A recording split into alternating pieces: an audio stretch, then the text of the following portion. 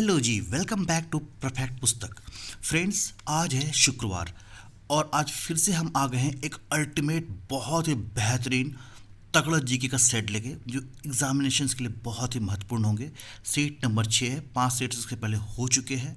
आप प्लेलिस्ट में सारे सेट्स को देख सकते हैं। आगामी सारे एग्जामिनेशंस के लिए बहुत महत्वपूर्ण है।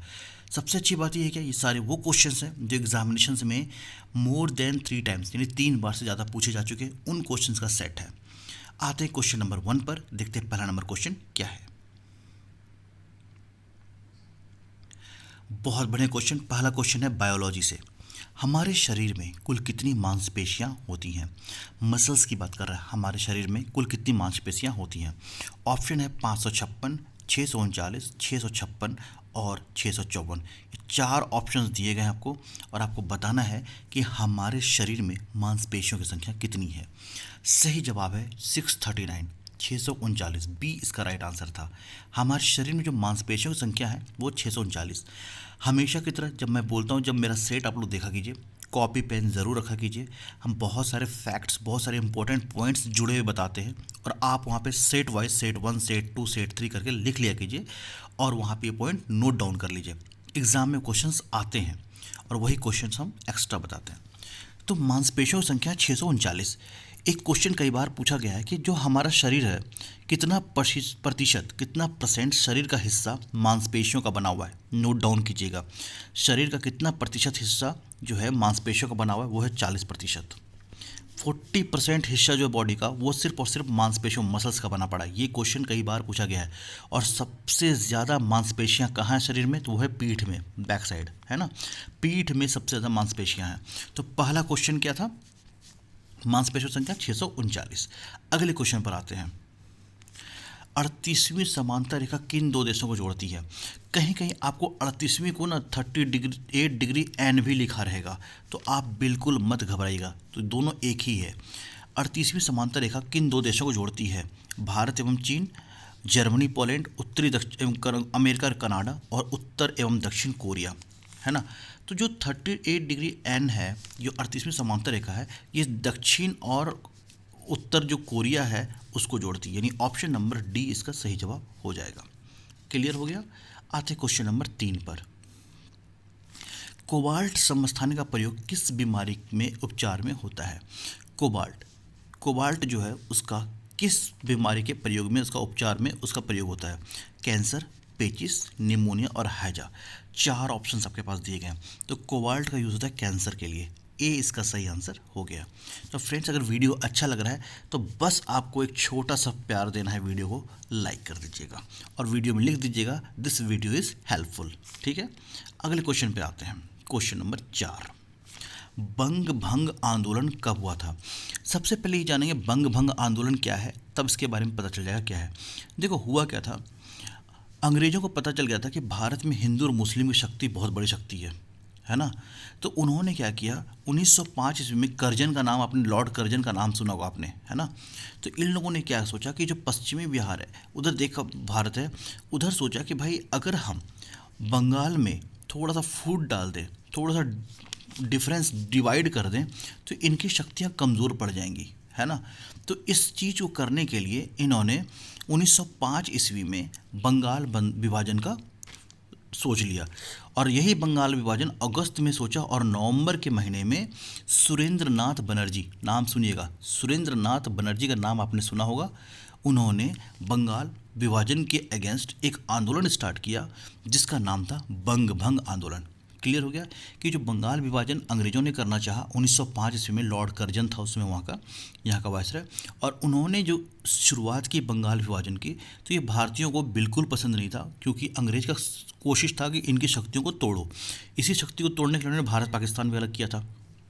तो इसी को बंगाल विभाजन के विरोध में सुरेंद्र नाथ बनर्जी ने एक आंदोलन स्टार्ट किया जो कि बंग भंग आंदोलन कहलाया और ये 1905 ईस्वी में हुआ था। क्लियर हो गया। अच्छा, जब आंदोलन स्टार्ट कर दिया गया तो इस आंदोलन को किसने रोका था? तो जब बंग भंग आंदोलन स्टार्ट हो गया तो 1911 ईस्वी में लॉर्ड हार्डिंग का नाम आपने पढ़ा होगा, लॉर्ड हार्डिंग, ठीक है, इसने इस आंदोलन को ख़त्म किया था, रद्द किया था। क्लियर हो गया। अगले क्वेश्चन पर आते हैं। कण्व वंश का अंतिम शासक कौन था?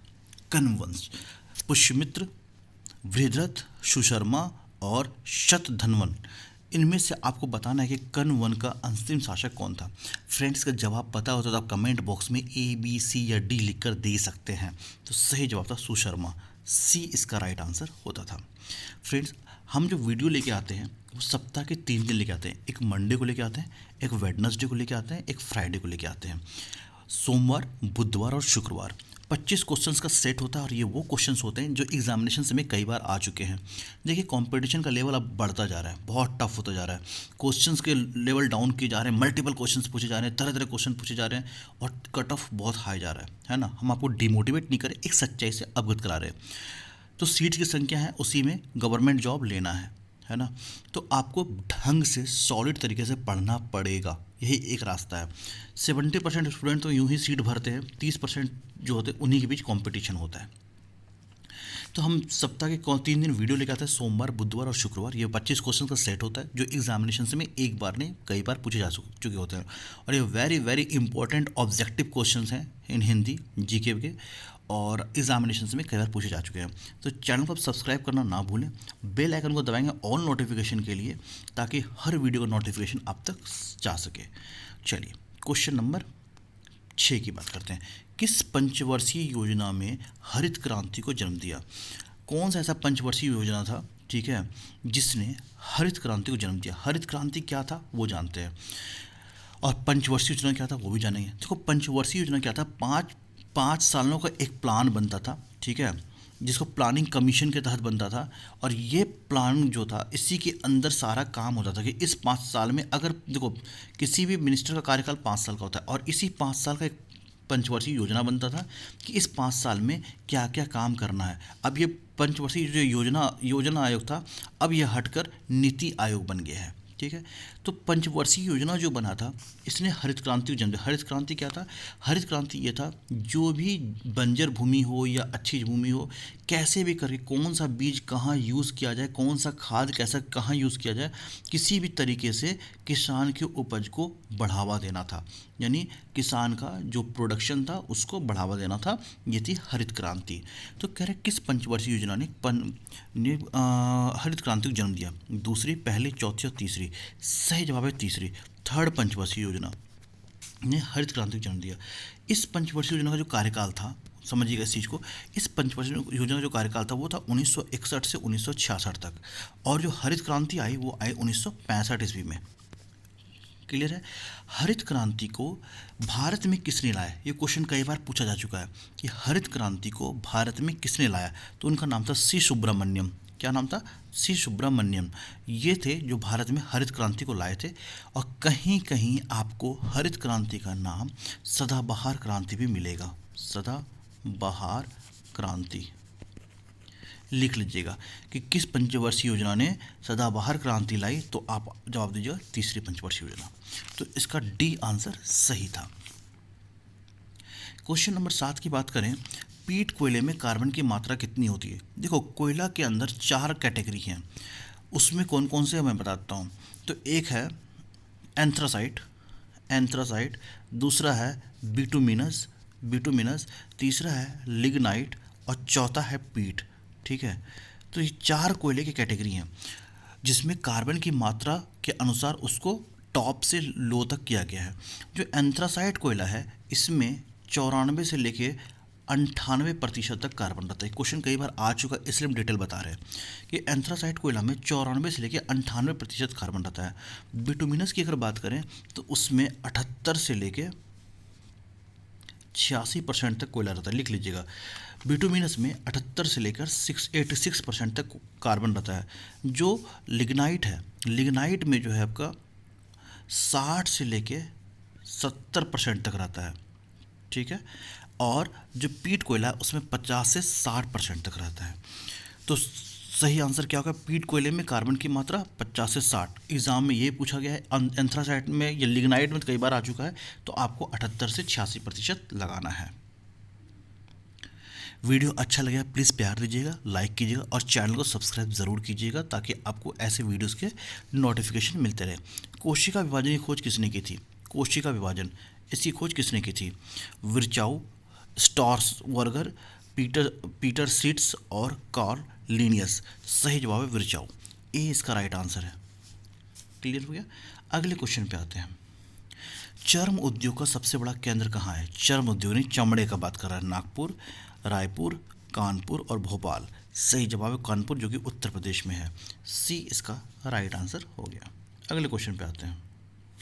भारत की सर्वाधिक कच्ची सड़कों वाला राज्य है? कौन सा ऐसा स्टेट है जिसमें सबसे ज़्यादा कच्ची सड़क है? बिहार, उड़ीसा, मध्य प्रदेश, मेघालय और सिक्किम। सही जवाब है उड़ीसा। उड़ीसा में सबसे ज़्यादा कच्ची सड़क है। और अगर पक्की सड़क की बात की जाए कि भारत में सबसे ज़्यादा पक्की सड़क वाला राज्य कौन सा है, तो है महाराष्ट्र। कौन सा है? महाराष्ट्र। ये क्वेश्चन भी आ चुका है। क्वेश्चन नंबर 11 की बात करते हैं। लाल चने में कौन सा एंजाइम मिलता है? लाल चने में कौन सा एंजाइम मिलता है?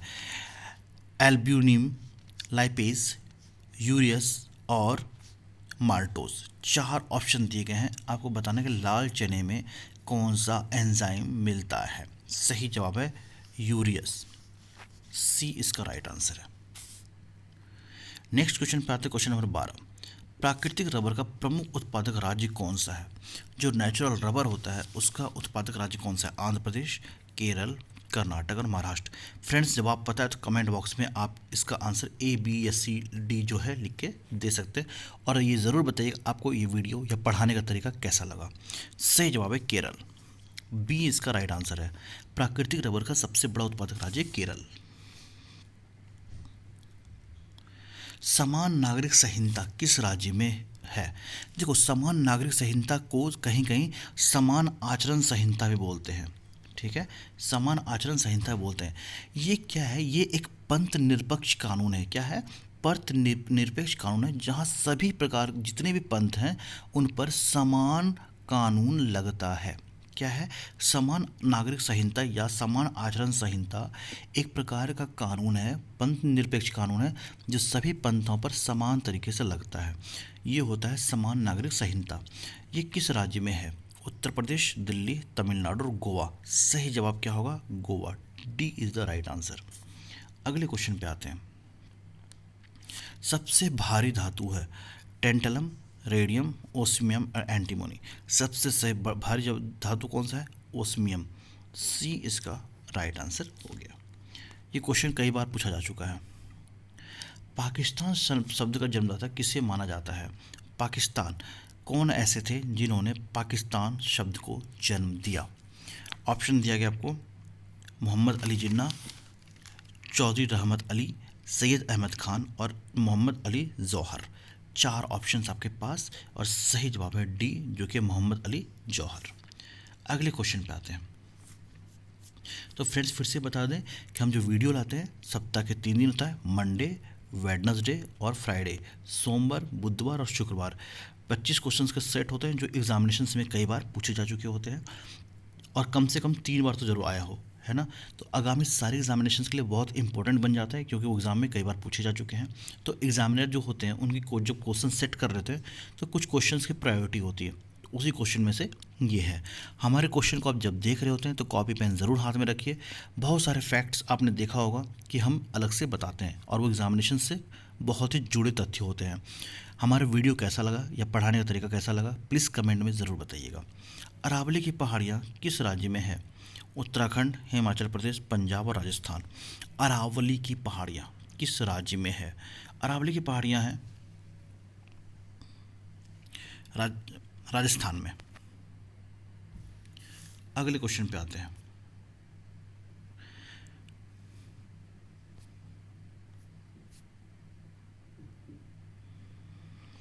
रेगुर मिट्टी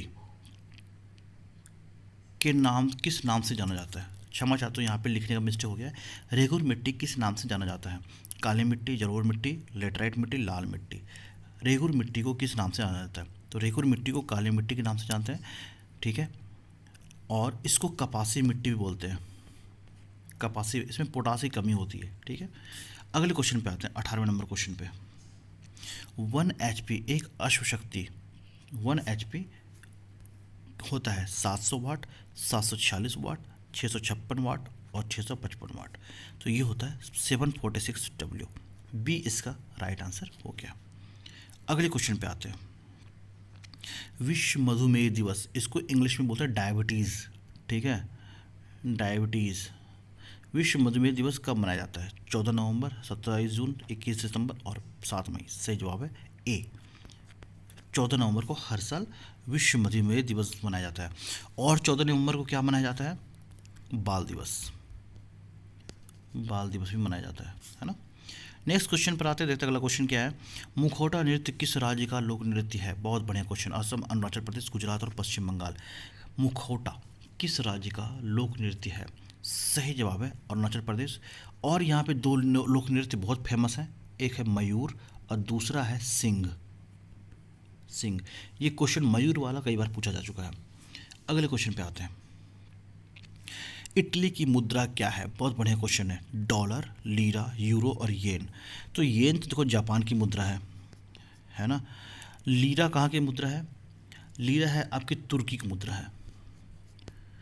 डॉलर कहाँ का चलता है वो भी बताएंगे। और इटली की मुद्रा है यूरो। आंसर सी इसका सही जवाब है।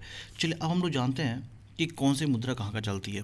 जो डॉलर है वो कहाँ का चलता है? वो अमेरिका में चलता है, लिख लीजिएगा। America, Canada, Australia, New Zealand, Taiwan, Switzerland और हांगकांग। फिर से लिख लीजिए। अमेरिका, ये क्वेश्चन आता है, डॉलर वाला क्वेश्चन कई बार आ जाता है एग्ज़ाम में, और करेंसी के क्वेश्चन तो आते हैं बैंक में, खासकर एक पूछते हैं। America, Canada, Australia, New Zealand, Taiwan, Switzerland and Hong Kong. यहाँ पर डॉलर चलता है। लीरा कहाँ की मुद्रा है? ये तुर्की की मुद्रा है। इटली की मुद्रा है यूरो और येन है जापान की। न्याय दर्शन के प्रवर्तक कौन थे? न्याय दर्शन, इनके प्रवर्तक कौन थे? महर्षि गौतम, महर्षि विश्वामित्र, महर्षि अगस्त्यन और इनमें से कोई नहीं। सही जवाब है महर्षि गौतम, ए इसका राइट आंसर हो गया। न्याय दर्शन के प्रवर्तक थे महर्षि गौतम। Question number 23। आलू किस कुल का है? क्रूसीफेरी, सेलेनेसी, पोएसी और ग्रैमिनी। तो सेलेनेसी कुल का एक पौधा है आलू, ठीक है। क्वेश्चन ये भी आता है, एक्चुअली ये पौधा है आलू सेलेनेसी कुल का। बी इसका राइट आंसर हो गया। आज की वीडियो को सेकंड लास्ट क्वेश्चन पे देखते हैं क्या है। किस देश में हरा सूर्य निकलता है? किस देश में हरा सूर्य निकलता है? बहुत बढ़िया क्वेश्चन है। ताइवान, स्विट्जरलैंड, जापान और नॉर्वे। बहुत ही इंपॉर्टेंट क्वेश्चन है। इसका सही जवाब है नॉर्वे, डी। आप लोग कमेंट बॉक्स में बताना है क्वेश्चन का जवाब। किस देश में 5 सूर्य दिखाई पड़ता है? ये क्वेश्चन को आप जवाब में लिखिएगा। किस देश में 5 सूर्य दिखाई पड़ता है? अगले क्वेश्चन पे आते हैं और आज की वीडियो का आखिरी क्वेश्चन है। चूहे के विष में प्रयोग होता है, चूहे के विष में प्रयोग होता है zinc nitrate, zinc phosphide, nitric अम्ल और जिंक क्लोराइड। 4 ऑप्शंस दिए गए हैं। तो जिंक फास्फाइड जो है चूहे के विष में प्रयोग किया जाता है, बी इसका राइट आंसर हो गया। तो उम्मीद करता हूँ दोस्तों आज का वीडियो आपको ज़रूर अच्छा लगा होगा। मिलते हैं अगले वीडियो को लेकर फिर सोमवार को। आज फ्राइडे था, फ्राइडे का वीडियो कंप्लीट हो गया। फिर से मैं बता दूं, परफेक्ट पुस्तक में आपको बिल्कुल वैसे क्वेश्चंस पढ़ाए जाएंगे जो एग्जामिनेशन में कई बार पूछे जा चुके हैं। आपको कोई क्वेश्चन बैंक से क्वेश्चन उठा कर नहीं पूछा जा रहा, दिया जा रहा है, जो कि आप पढ़ते रहो। सेट तो आप ऐसे भी पढ़ सकते हैं, बहुत सारी किताबें मार्केट में पड़ी हुई हैं, अच्छी अच्छी किताबें हैं जहां आप पिछले 20 साल क्वेश्चन उठा के पढ़ सकते हैं। लेकिन ये वैसे क्वेश्चंस का सेट है जहां पे एग्जामिनेशंस में एक बार नहीं, 2 बार नहीं, 3 बार या उससे ज़्यादा बार एग्जाम में क्वेश्चन पूछे गए। आप पढ़िए और ये क्वेश्चन देखिए कितनी जगह टकरा रहा है आपको, है ना। तो ये ऐसे ऐसे क्वेश्चंस का सेट को उठाया गया है। चैनल को प्यार दीजिएगा, सब्सक्राइब कीजिएगा, ऑल नोटिफिकेशन को दबाइएगा ताकि आप तक क्वेश्चंस के और आपके इस टाइप के इंपॉर्टेंट जीके के नोटिफिकेशन जा सके। वीडियो को शेयर ज़रूर कीजिएगा। मिलते हैं अगले वीडियो में सोमवार को। जय हिंद, जय भारत।